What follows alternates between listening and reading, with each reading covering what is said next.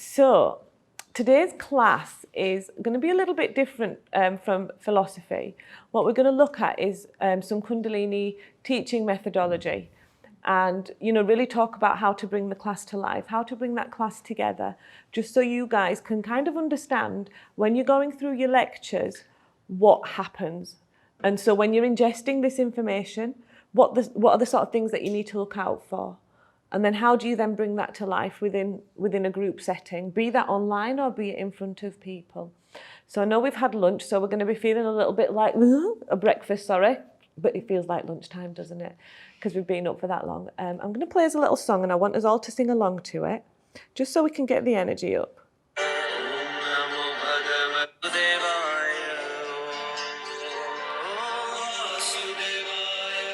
Vasudevaya, Vasudevaya,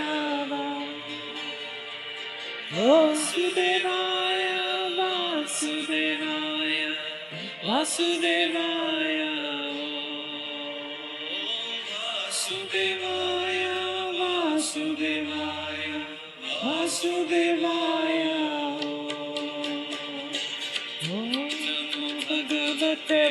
Vasudevaya. Om Namo Bhagavate Vasudevaya.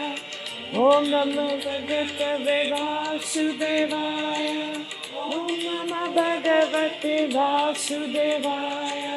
Vasudevaya, Vasudevaya, Vasudevaya. Vasudevaya, Vasudevaya, Vasudevaya. Vasudevaya, Vasudevaya, Vasudevaya. Vasudevaya, Vasudevaya. Namo Bhagavate Vasudevaya. Namo Bhagavate Vasudevaya.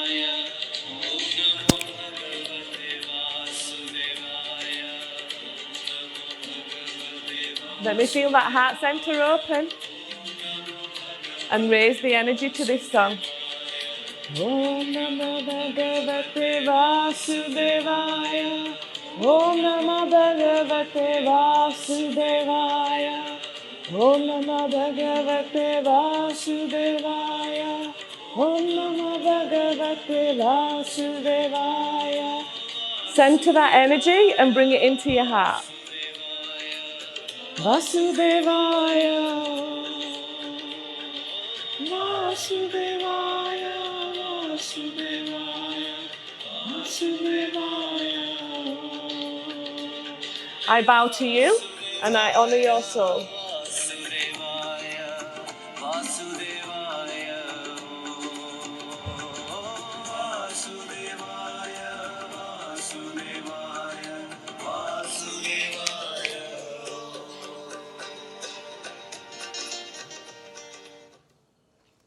Welcome everybody. So today's class on teaching. So I know we've got some seasoned teachers here.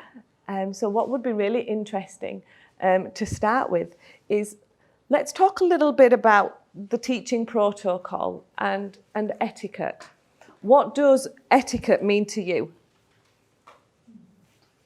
Etiquette. So when you're in a class, what would you say is the teacher's etiquette?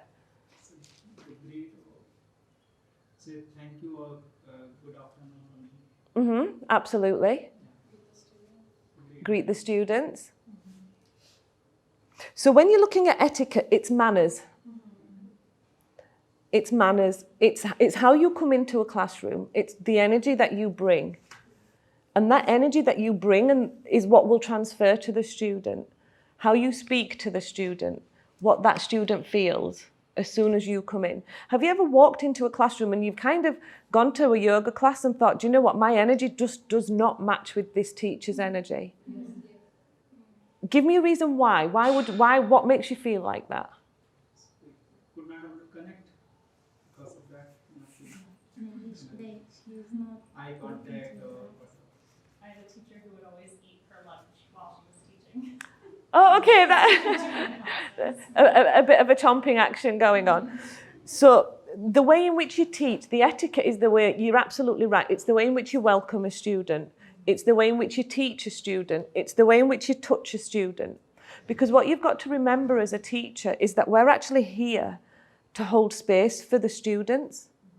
We're not here to hold space for myself. I'm not here to teach you what I want to teach you and what I want you to know.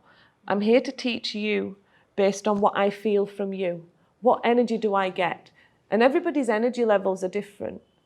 Everybody's energy levels are different. So you've also got to think about a way when you come into that classroom and you sit down, how do I bring that energy into one? How do I unite everybody's energy so that we're all working from the same page? You don't have to write. What I'll do is I'll type some of this stuff up for you and I'll send it across to you. It just makes it easier so then we can interact a little bit more. So you're right, etiquette is welcome. Somebody give me a welcome. Just imagine you're sat here where I am. Namaste, absolutely right, that is it. And your tone of voice. We don't realise how our tone can come across. And it's really important to record yourself and listen to your voice. How does that come across? How does somebody perceive what you're saying or what you're speaking? Because you might be wanting to portray something, but your tone of voice can say something completely different. You know, I laugh. In the UK, we had a Prime Minister, and his tone was so monotonous that literally he would speak like this all the way through the lectures or whatever talk he was given, and it was listening to him like he was speaking to a robot, and nobody wanted to interact with him. You know, can you imagine if I sat here like this right now as a teacher, imparting some knowledge onto you guys? How much of that would you take in? You'd probably just switch off. You get bored. You know, so it is about hearing your tone of voice. It's about listening to how that makes you feel. How do you sound when you're speaking to somebody? And the best way to look at it is always think that you're speaking to a small child, because a small child is so innocent. Yeah. You know, they have nothing. They have no qualms. They have no, jealousy issues or competition issues that they want to compete with you. So, just pretend that you're speaking to a child and you're trying to get a child engaged.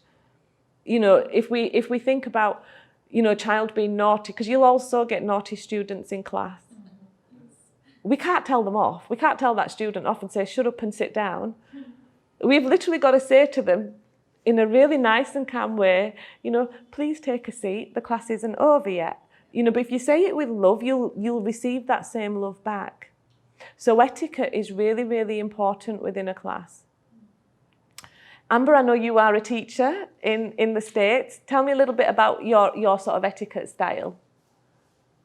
Etiquette style is just do everything with love and a smile. Engage with the students. Like I try to know all their names, make eye contact. I'll have like a class set up, but depends on the class, So I'll have like a plan in mind, but if the energy's not matching that, I'll tone it down, or if it seems to be like overbearing on students, I'll bring it to the level that feels right for them. So kind of catering to what they need in the moment, because it's always different. It is, absolutely, and you've made some really valid points there, because a class has a protocol. So for every class you have to plan, because you have to know what you want to teach. However, the thing is, that could change. That could change dependent on lots of different factors. It could change on the energy in the class. It could change on if somebody has medical issues in a class.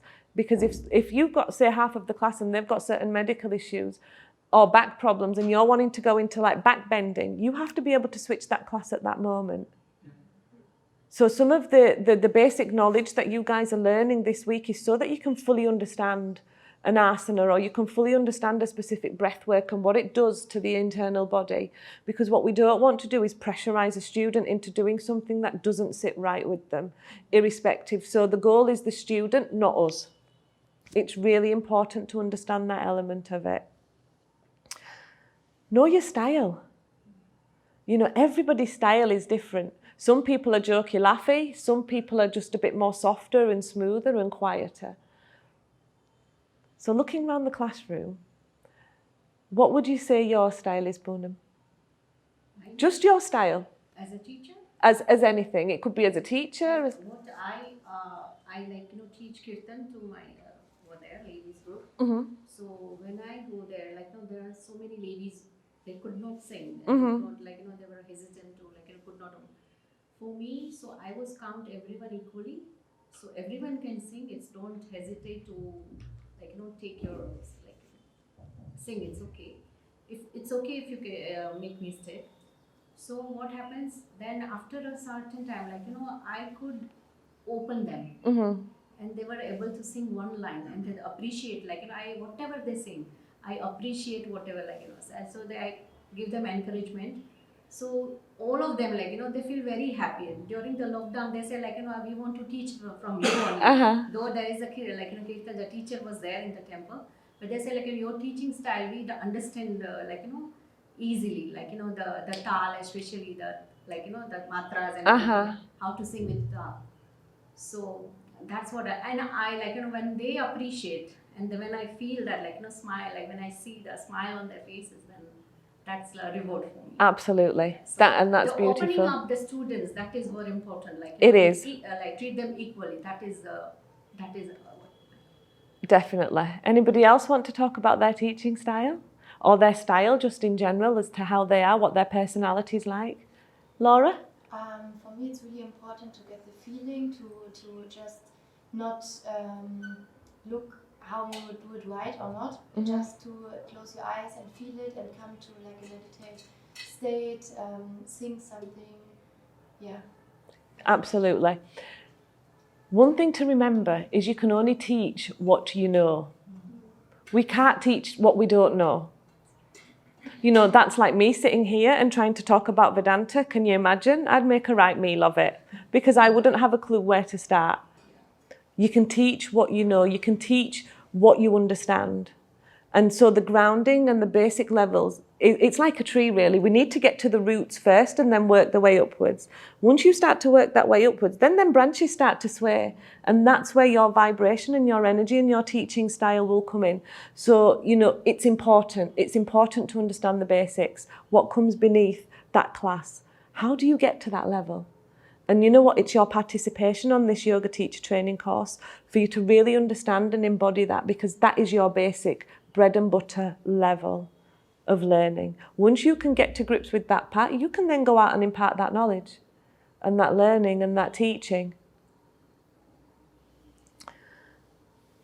Be an expert. When you come to class and you sit in front of class, and it might be your first ever class, be an expert, because the students don't know more than you know. 9 times out of 10, when you're taking a yoga teacher training class or you're teaching a class, an asana class, them students are not seasoned yogis. They may be very new to yoga. They might be trying out yoga for the first time. So be an expert in your field and have that inner confidence, and have that inner confidence to speak, because it goes back that step. You're teaching what you know. With the traditional method of teaching and the traditional Himalayan method, it can't really be changed. That is the method, that is the process and the protocol that you go through. So just looking back, if we step back on them pointers, if we look at protocol, and you can write this part down if you want. Personal prep, always have a plan B.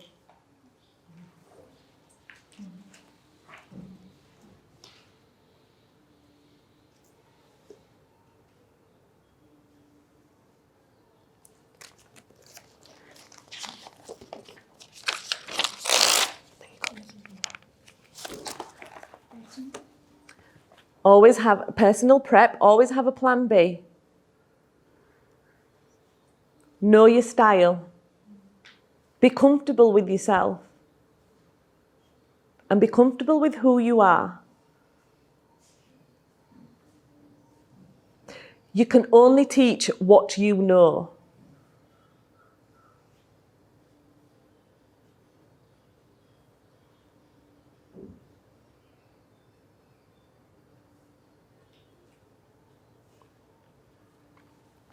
And just remember, we're also a student. We're always going to be a student. We don't know everything. And as much as a student will learn from us, we will learn from that student, because we will learn about different energies, we will learn about different styles. And from a specific student that might have some pre-existing medical conditions, you'll also start to learn and understand how somebody's body moves, because we're not all built the same. You know, how many times do you go to a yoga class and you're kind of in the asana class, and I'll tell you, when I first started going to yoga, it was all about my ego. It really was about, I want to be able to do that pose and I want to do it yesterday. So instead of trying to sort of connect my mind, body and breath, what I would be doing is looking around the class to see what everybody else is doing. So we think when we're teaching a class that all eyes are on me. They're actually not. In an asana class, all eyes of everybody are on everybody else and what they're doing. And if they're not breathing and they're not connecting because they're looking at somebody else and think, I want to twist that bit further, I want to twist that bit further, and they're putting the body in tension, that's where you come in. That means that you will be able to gauge and suss how you can walk over to that person and just slightly twist them a little bit to make them feel that bit better and just get that bit more of a connection. Components. How do we sequence a class? Anybody know what the asana structure looks like? Okay, I'll write this down. If my leg ain't gone dead and gone to sleep, we'll be okay. So, the first components of sequencing a class. Number 1. When I came in and when I was sat here, what did I do?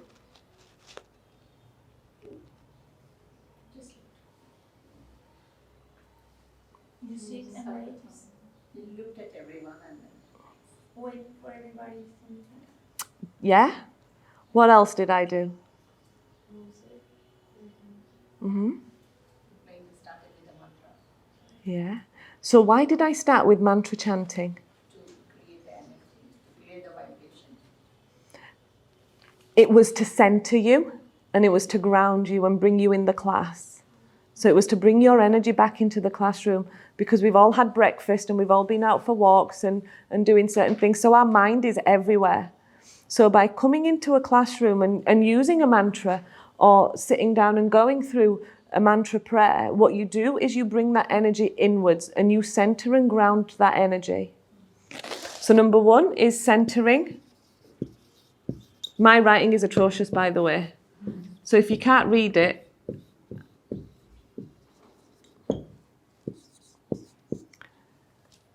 what's next? What comes after centering and grounding? If you follow a sequence of any asana class that you've been to, be it a vinyasa class, be it an ashtanga class, be it a kundalini class, what comes after centering and grounding? Yes.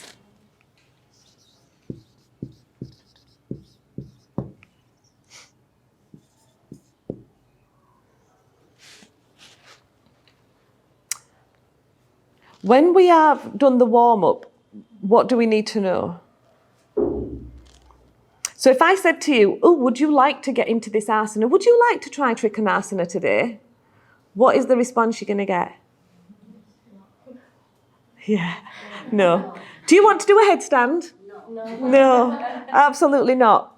You've got to demand and command, always.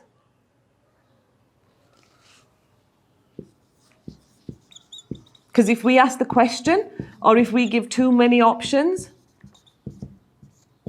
they stop listening. The students stop listening. Never ask them a question. You know what you know. And that's what you take to them. So you can demand. You can say the next asana is, instead of, well, we might try this, or we might not try this. Or please make this. No. No, because if you start saying please, they're going to look at you and say, I don't want to do that today. I'm not feeling great. Yeah. So demand and command. So it's like almost when you're putting your asana class together from the warm-up, know how you're going to demand, know how you're going to command a student into that specific asana. Number 4. This is quite a tricky one.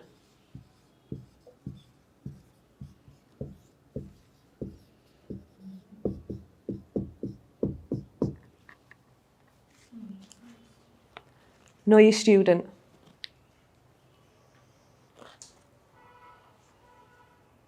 How do you know a student? If somebody's just walked into a class, how do you know them?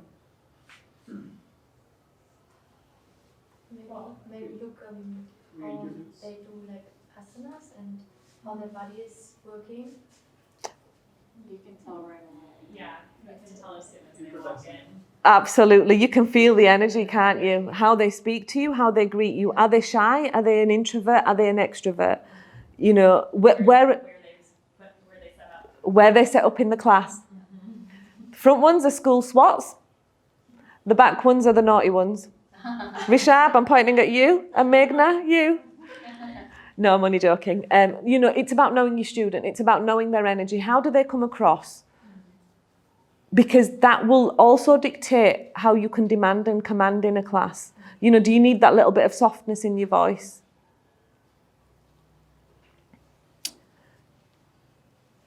After we've done the centering and grounding, or even before we do the centering and grounding, there's one point that comes in. And it's your intro.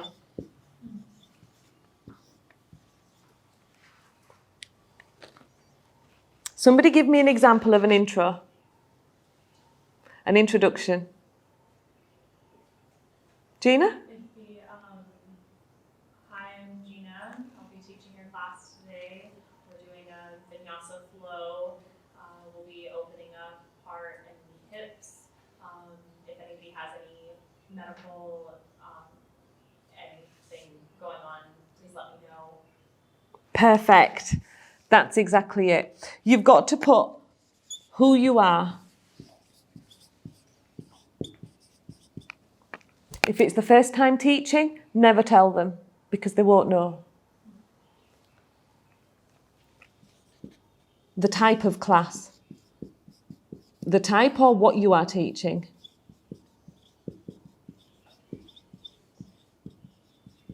And this, you may have had a plan A in your mind and it's flipped to a plan B. Don't panic. That's okay. The type or what you are teaching.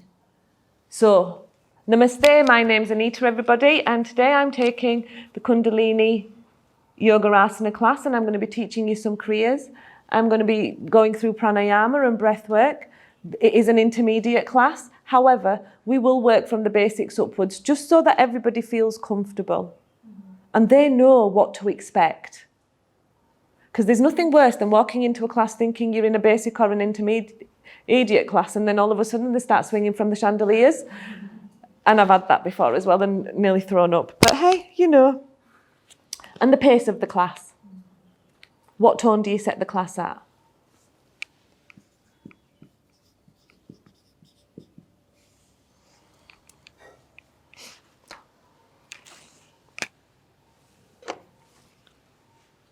Everybody comfortable with this? The pace of the class.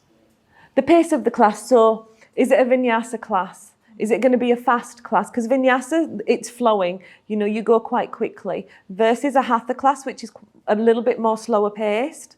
So if you tell them that it's a hatha class, or it's a vinyasa class, or an Iyengar class, or an Ashtanga class, most people have already done a little bit of research in terms of what type of class they're coming to, so they'll understand the pace, but you still need to tell them and explain it, just so that if anybody wants to leave, they can. Not that they ever do. And this is to really make you think about being a teacher. Because I've had this before as well. Why do people lie? Lie. Yes. Because they think that the other person is judging them. Yeah?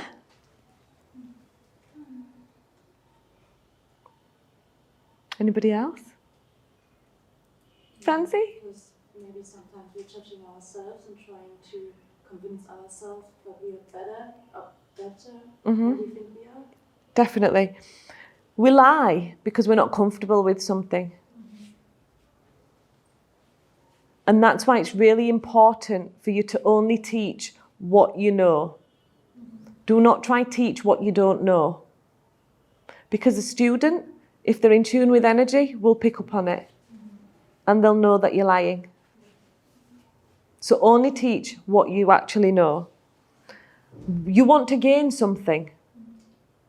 So the class is about you and not your students. We've got to really think about bringing it back to the students, bringing it back to you guys. And to be honest with you, truth needs a little bit of courage. If you don't know something, be honest. Say, I don't know.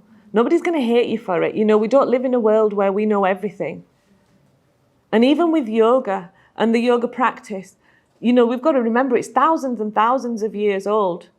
Nobody will know everything and we'll just always continue to learn. So it's really important to be really honest in your class. Not about how long you've been teaching for, because you can wing that side of it, but don't try to go further than where you are. Don't try to teach what you don't know. And don't try to make it up as you go along. So if you don't know an Ashtanga style, for example, don't try build it. Don't try bring it in. Stick to the Hatha that you've been taught and that you know. And then take a Hatha or an Ashtanga or another course which will give you that knowledge and that energy, because there is slight nuances in every type of style of yoga. The art of touching. Oh, it sounds a bit rude. So I'm going to sit back down, because this is really important, is the art of touching. When you are in a class at the beginning, you have to ask the students if they would like touch modification. You can't go around and just touch anybody, because some people don't like to have an invasion of their personal space. So we've really got to sit back, because what you don't want is a personal injury claim coming at you because she touched me inappropriately, you know, and that sort of thing can and does happen in yoga, and we've seen it on Netflix and, you know, everywhere else. Ask the students if they're okay with you touching. And do you know what? You can even have little placards in the front, coloured placards, one side red, one side yellow. Red means don't touch, yellow means you can touch. And you can say to the students, just flip the card. Because sometimes students don't want to say, I don't want you to touch me. You know, so get them to flip a card and just remember the colour that you've decided, and don't start going around and touching all those that have put the don't touch me sign. And you've got to ask them about any medical conditions that they might have. Again, for medical conditions, somebody may not want to tell you, so ask them to put their hand up and go speak to them privately. Whilst you're doing your centering and grounding, you can actually go at that point and go speak to the student. I like to, if I start a class, if they're lying down or in like a child's pose where they can't see each other, that's usually the point that I would ask them to raise their hand and then go and talk to them. Absolutely, because your class doesn't always have to start in this asana. You know, you can start your asana in a shavasana position with eyes closed and ground and center from that point. Because what we do in this point, we can also do in shavasana. So if their eyes are closed and they are centering and grounding, again, you can just say, put your hand up if there's any medical conditions, and I'll come and speak to you. Because you've got to remember your first part of a yoga class is always about 5 or 10 minutes. Then the warm-up's about 5 or 10 minutes. Then you have the bulk of your asana class. And the way that the asana classes work is, as you're going through your traditional Hatha teacher training, what you'll find is you'll start with standing postures. Then you move to kneeling. Then you move to sitting. And then you move to laying down. And literally that's how it flows.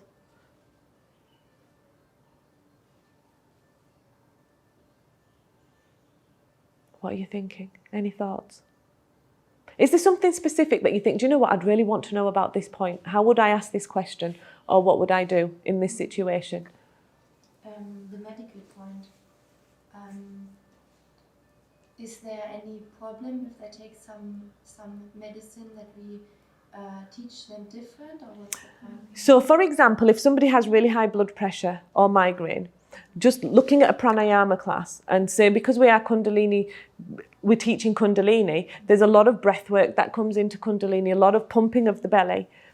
Kapalbhati wouldn't be ideal for somebody who has really high blood pressure for example. So you could say to them, instead of doing the pump action of the breath, just take an inhale and an exhale as to what feels comfortable for you.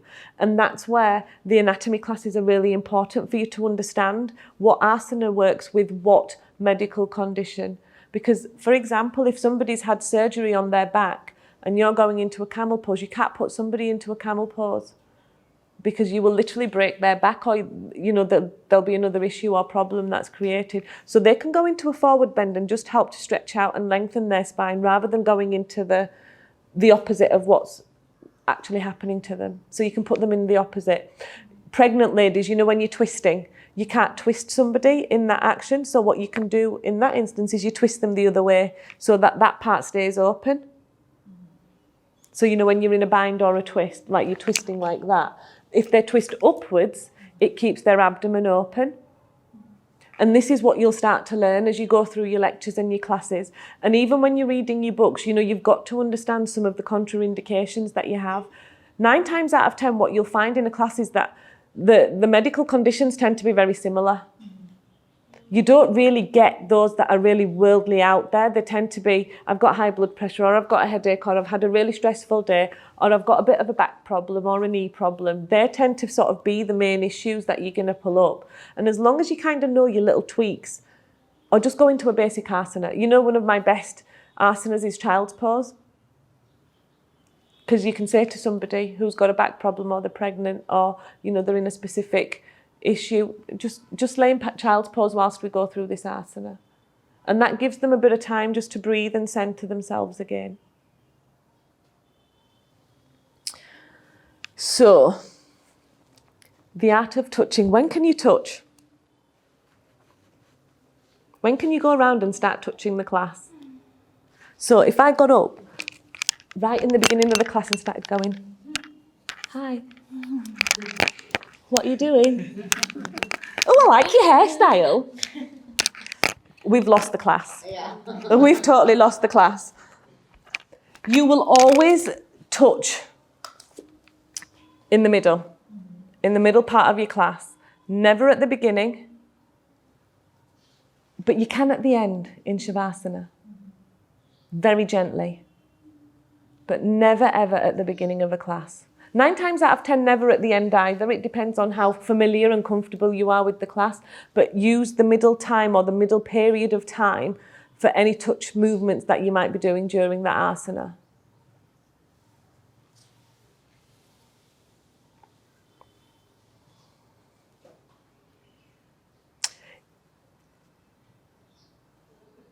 Also, the pressure that you apply is really important. Because if somebody's in 100% of what their capabilities are, you can't push them any further. Because realistically, in a yoga class or an asana class, you should only be working to 80% of your capacity. There should be still a 20% give. So if somebody's, and you see like that, that, oh, on the face, please don't touch them and push them any further. But if somebody's kind of smiling and they're just a little bit off key, you can just go in and just move them ever so slightly. So you've got to be really gentle. You've got to be really careful when you're touching somebody or you're putting pressure on them. Definitely on the spine position when they're in the back. A leg, an external rotation is absolutely fine. Or what I like to do is just touch them like this and say, or move. So whichever way I want them to move, I can just touch like that to say, rotate outwards. So if I show you,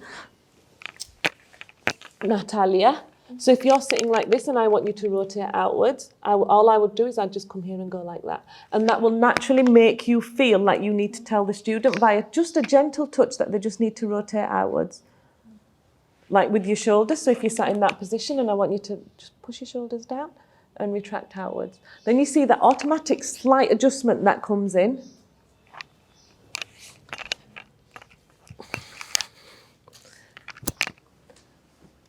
And understand the boundaries. The main thing is to avoid conflict.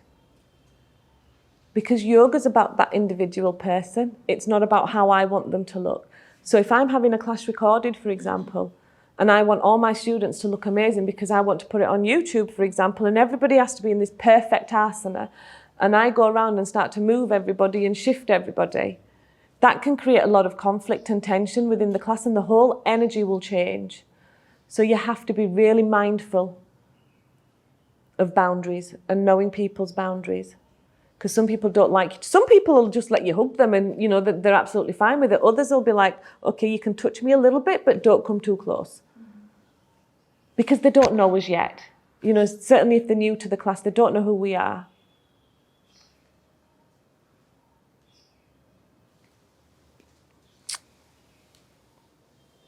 So the main thing when you're taking a class and you're sitting down is look at the class, see the class, observe the class. Even when you're in your asana practice or you're teaching an asana,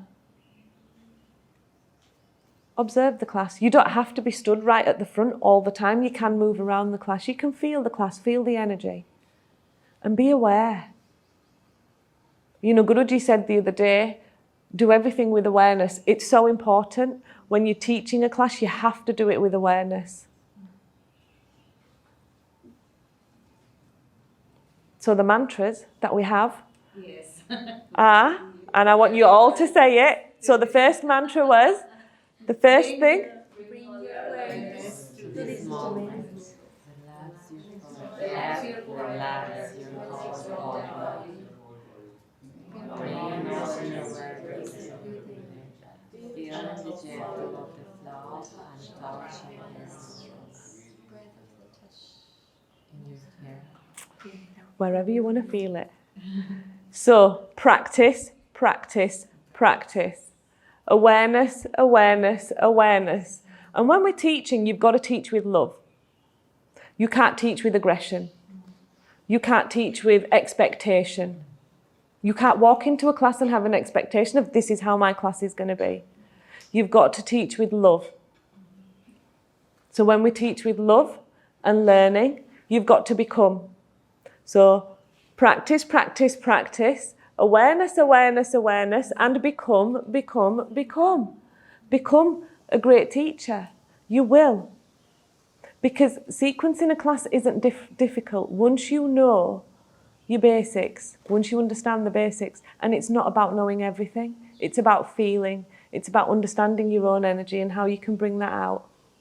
You know, there's $1 million question out there that I want to be a great teacher, and how do I become a great teacher? And I'll tell you my personal experience. I did not come into yoga wanting to teach at all. That was not what my intention was. I came to yoga to really deepen my spiritual practice. Teaching wasn't on my agenda. I'm a blooming banker, for God's sake. You know, you couldn't get more further from one end of a spectrum to another end of a spectrum. But as you go through yoga, and as it opens up your chakras and your energy centers and your energy starts to rise, there's actually a real beauty in taking that knowledge and learning that you've had to the outside world and sharing. So it's about sharing that knowledge, and it's about sharing what you've learned to the masses.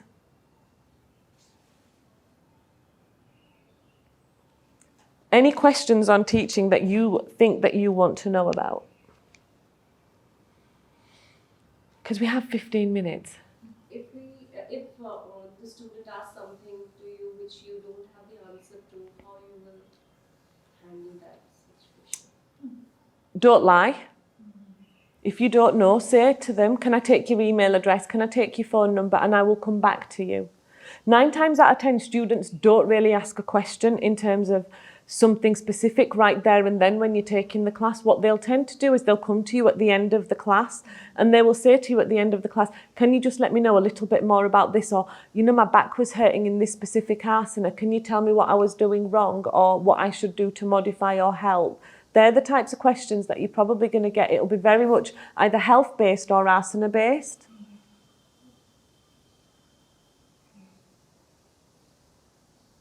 Anything else? Yes, Natalia. Thank you.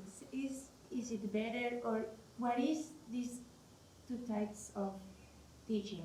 When you make the exercise with people and when you just explain it and see them? Okay, so there's 2 or 3 different ways that you can teach. So you can either stand at the front of the class and teach visually, so all your students are watching you and you do every single asana with the class and you stay with the class. a lot of people don't like to teach in that way, because to kind of go through a full class, especially if it's a fast-paced class, you're not going to have any breath left. So what you do is you show the asana, and you show them on the inhale and the exhale. And you can stay in 1 or 2 asanas with the students, but then the rest of the time you can talk about the asana. You can say, right, from here we're going to move into Trikonasana, and you could be in the center of the class. You don't have to be at the front of the class. You can move around, and if there's space, like for example, I'm sat here, I could literally move to here and say, this is what we're going to do, or move to the back of the class and have everybody turn around. So you teach either by going through and saying what your alignment requirements are. So your foot should be in flexion or extension, rotate, internally rotate, externally rotate. What you want to do is only give 2 or 3 cues per asana. And then you can talk about the inhale and the exhale. So really what you're trying to do is give them a couple of cues. It gives you then the opportunity to walk around the classroom and do any slight adjustments that might be needed. But the key thing is the inhale and the exhale. It's their breath. How are they breathing? And that's what you need to continue with. So, you know, when you inhale and then you exhale and then you come back up on an inhale. I think what I learned in my first training was action, body part, direction. Yes. Are the 3. So like hands lift up. Action. Feet, yeah. Yeah. Action, body part, direction. Action, so your hand is going up. So you're going to take your hands above your head. The direction, up, inhale, and then that's your action. And then what was the last one? Action, body part, direction. So it'd be... Direction is that your hands are going up. So what your body part, what's moving upwards. So your action is what you're going to do. Your direction is which way you're going. So you're bending down. Are you twisting?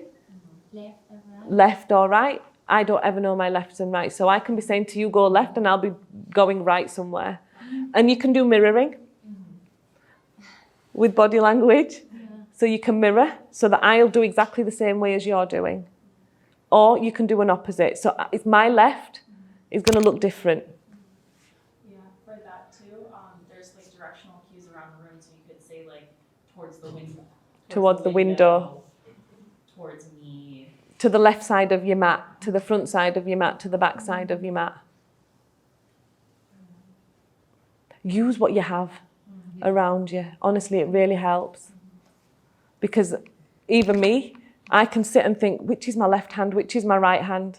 Honestly, like I do not have no sense of direction whatsoever, and I fall over a lot as well. I'm really clumsy. You know, so you've just got to be able to breathe through it and laugh with your class. It don't matter.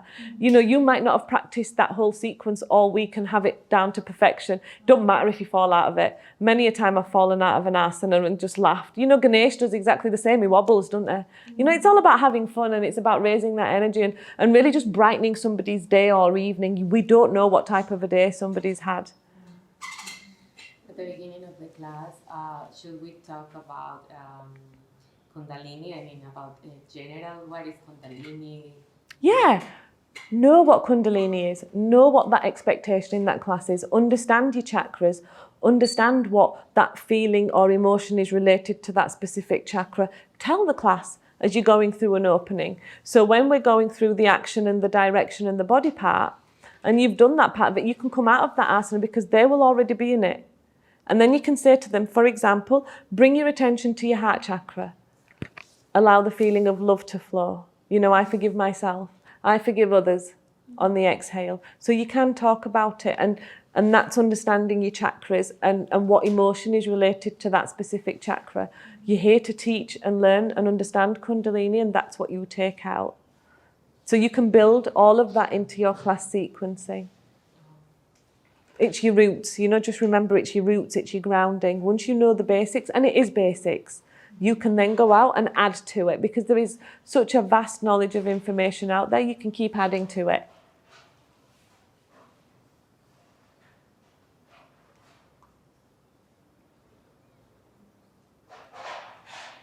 Anything else?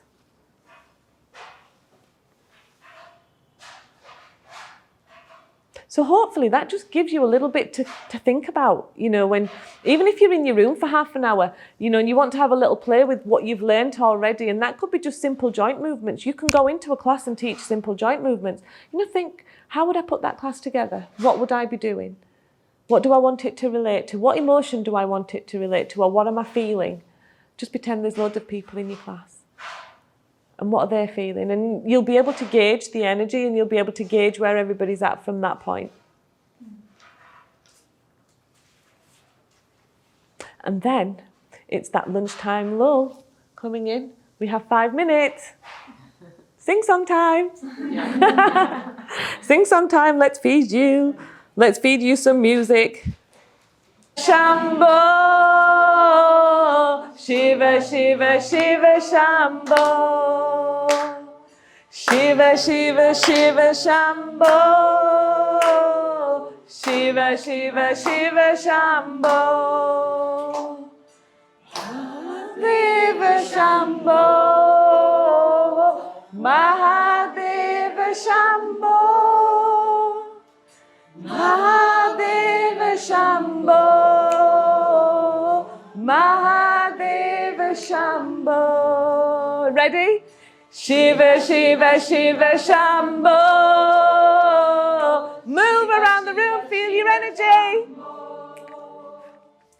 Shiva, Shiva, Shiva, Shambho. Shiva, Shiva, Shiva, Shambho. Mahadeva Shambho. Mahadeva Shambho.